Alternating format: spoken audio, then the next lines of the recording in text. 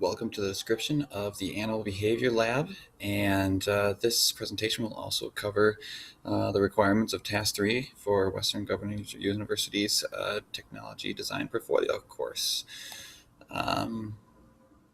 So what we're doing is we're talking about pill bugs and how they're going to be used in the lab. Pill bugs are small crustaceans, and you can pretty much find them everywhere in cool, dark, moist places. I found this one under a rock in my garden. Here's a better look at them. This picture I took from the University of Florida website. So you can see them as they are in movement mode, which we'll be checking out a lot of. When they do get startled, they can roll up into these little balls, which can make them a little bit harder to find.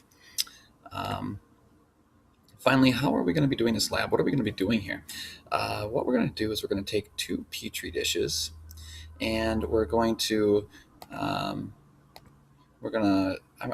do this for you. I'm going to slice the Petri dishes and combine them so that pill bugs can literally, this is a top view down here, can literally walk back and forth between the 2 Petri dish environments. And we're going to make the environments different from one another. So on one side, we're going to have a wet paper towel on the bottom, and the other side, we're going to have a dry paper towel on the bottom. We'll start with 5 of these little crustaceans on each side.